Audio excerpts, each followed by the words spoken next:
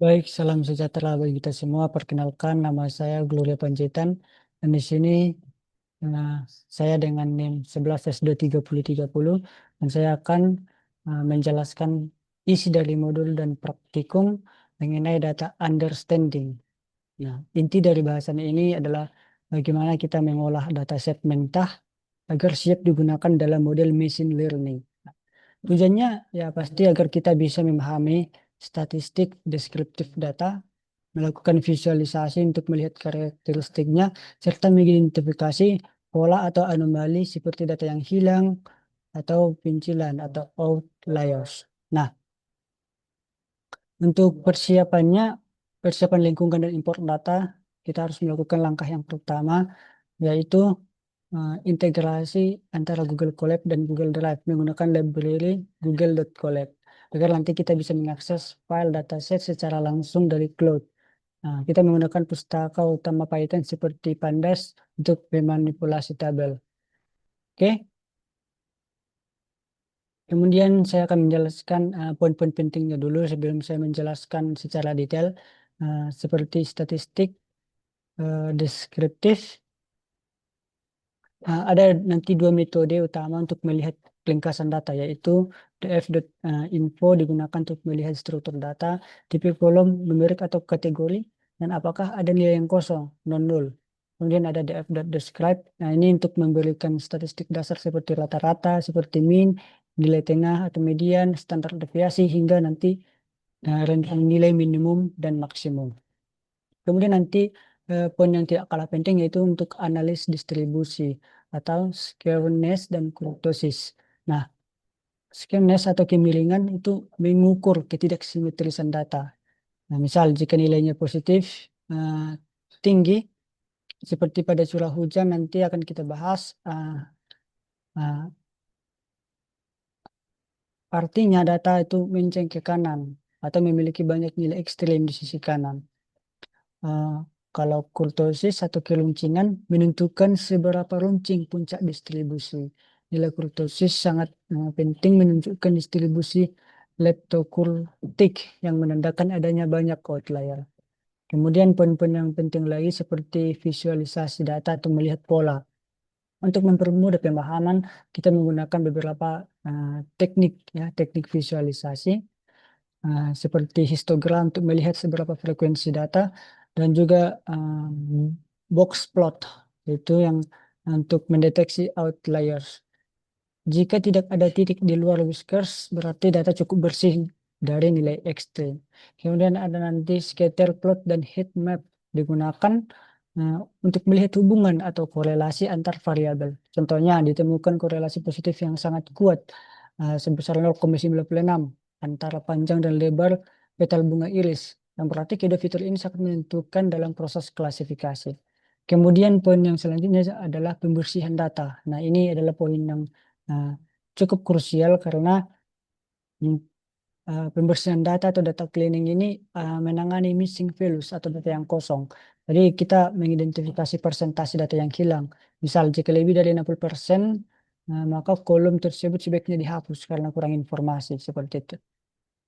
Kemudian untuk data numerik yang hilang sedikit, kita bisa melakukan imputasi, yaitu mengisi nilai kosong dengan rata-rata atau min agar datanya itu tetap utuh tanpa harus menghapus barisnya. Oke, kita akan lanjut ke eh, aktivitas praktikumnya, yaitu untuk eh, menyambungkan ya ini kode ini di Google Colab.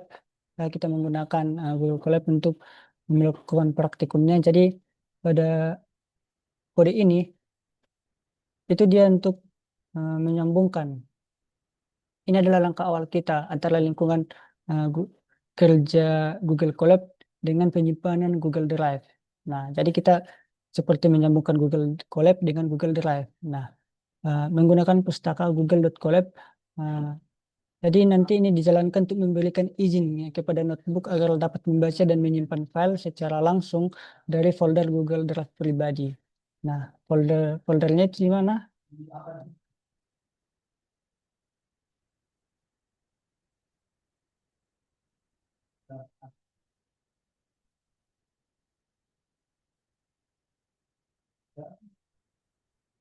Sebentar, ini seharusnya kita simpan di Google Drive.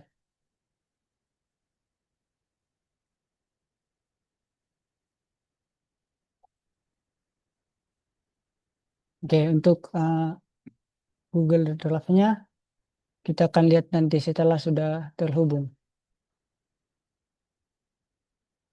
Nah, ini lagi proses menghubungkan. Oke,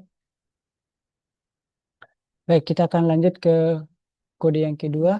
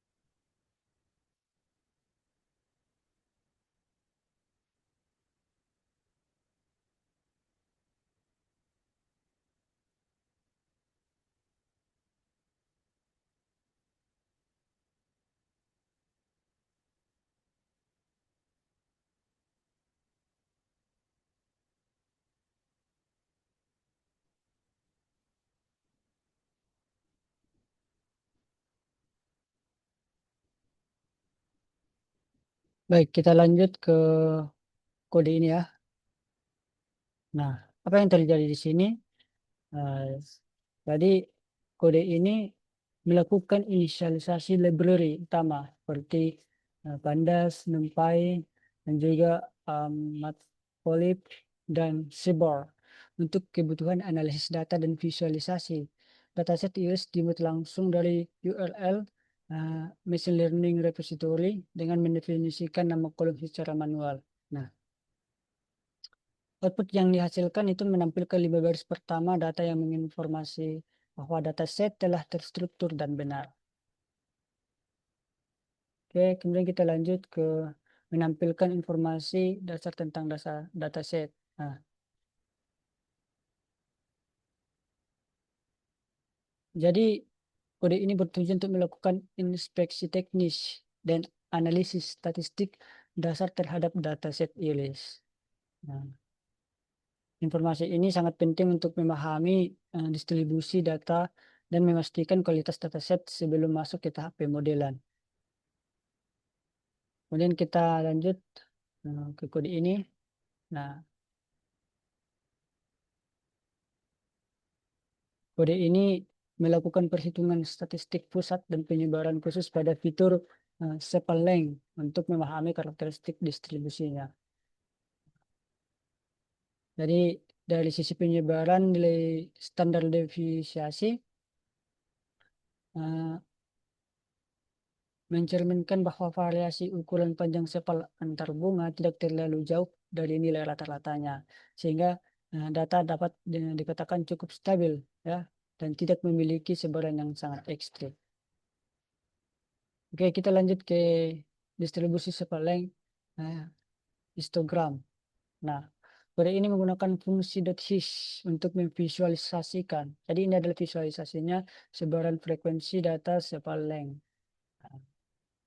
Dan berdasarkan grafik yang dihasilkan, bisa kita lihat di sini bahwa eh, fitur Sepalolen memiliki distribusi multimodal atau memiliki lebih dari satu puncak. Dan puncak tertinggi berada di sekitaran angka 5,0 atau 6,3. Oke. Ini menunjukkan bahwa banyak sampel bunga memiliki ukuran pada rentang tersebut. Kemudian untuk block spot ya, nah, kode ini menggunakan library Seaborn dengan fungsi sns.blockspot ya. bisa kita lihat juga di sini untuk menampilkan ringkasan visual dari distribusi statistik fitur sepal.leng. Nah, oke, jadi hal ini sangat penting dari analisis. Tidak ditemukannya titik-titik di luar garis use case ya. Ini membuktikan bahwa fitur sepal.leng tidak memiliki nilai pencilan atau outliers. Nah, nilai ini yang dapat mengganggu performa model machine learning nantinya. Kemudian untuk scatter plot sepal.leng versus petal.leng. Nah, jadi ini untuk melihat hubungan ya antara dua variabel numerik yaitu sepal.leng dan juga petal.leng. Oke. Output visual ini menunjukkan adanya korelasi positif yang kuat antara panjang sepal dan panjang petal. Kita lanjut ke correlation heat map ya atau heat map korelasi. Nah, di sini ada kode yang bertujuan untuk mengukur tingkat hubungan linear antara fitur numerik menggunakan matriks korelasi. Di sini juga ada fungsi-fungsi seperti select, the types, SN sitemap. Dari sisi visualisasi dan korelasi ditemukan pola hubungan antar fitur yang sangat jelas ya. Histogram menunjukkan adanya pengelompokan frekuensi multimodal yang mengindikasikan perbedaan karakteristik fisik yang tegas antar spesies. Oke, kemudian kita lanjut untuk praktikum seperti select only numeric columns before calculating skew. Ya, ini untuk mengukur tingkat ketidaksimetrisan ya, ketidaksimetrisan distribusi data numerik.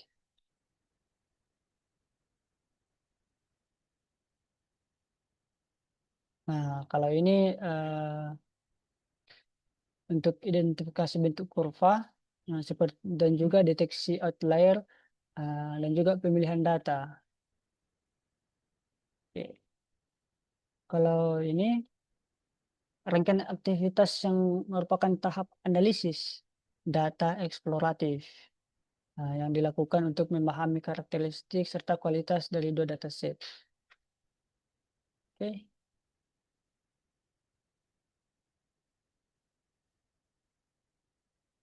Nah, gambar ini menunjukkan sebuah matriks korelasi yang divisualisasikan dalam bentuk heat map menggunakan pusaka Python, yaitu seaborn dan matplotlib. Grafik ini berfungsi untuk mengukur tingkat hubungan linear antar berbagai variabel, ya, variabel cuaca dan juga kualitas udara dalam satu dataset. Skala warna di sisi kanan menunjukkan nilai koefisien korelasi, di mana nilai mendekati 1,0, yang warna putih atau yang warna telang itu yang berbentuk diagonal mengindikasikan korelasi positif yang kuat.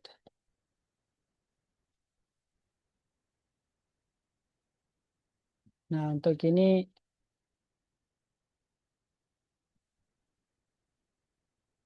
melalui heat map ini dapat dilihat lebih jelas ya mana variabel yang berkorelasi tinggi dan juga mana yang bervariabel yang lebih rendah. Oke,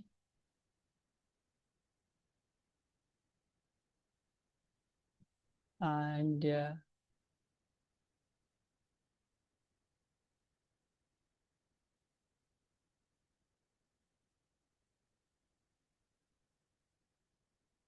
ini adalah identifikasi missing value, ada missing 5, missing 4. Ini semua untuk data clean ya, untuk pembersihan data sehingga nanti datanya bisa lebih rapi, lebih terstruktur seperti itu. Baik, untuk kesimpulan dari praktikum praktikum ini ya, kita telah berhasil melakukan proses pembersihan data atau data cleaning secara menyeluruh pada dataset yang awalnya memiliki banyak ketidaklengkapan. Dan pada tahap awal kita mengidentifikasi adanya ribuan data yang hilang pada kolom-kolom krusial seperti jenis kontak, jumlah transaksi, dan juga tingkat pendidikan yang dapat merusak akurasi analisis kita nantinya. Tetapi melalui serangkaian tindakan perbaikan, kita berhasil mengatasi masalah tersebut hingga hasil pengecekan akhir menunjukkan angka 0 pada semua kategori. Nah, ini dia. Ini adalah proses pembersihannya tadi. Oke, jadi dengan demikian kita mengubah data mentah yang berantakan menjadi dataset yang solid, berkualitas tinggi, dan sepenuhnya siap untuk masuk kita pengolahan statistik atau pembuatan model prediksi tanpa kendala teknis. Baik, jadi sekianlah uh, presentasi dari saya. Untuk praktikum ini, jika ada kekurang pahaman saya dalam melakukan praktikum ini atau kesalahan saya dalam menjelaskan, saya mohon maaf. Sekian dari saya, Glory Penjitan. Terima kasih.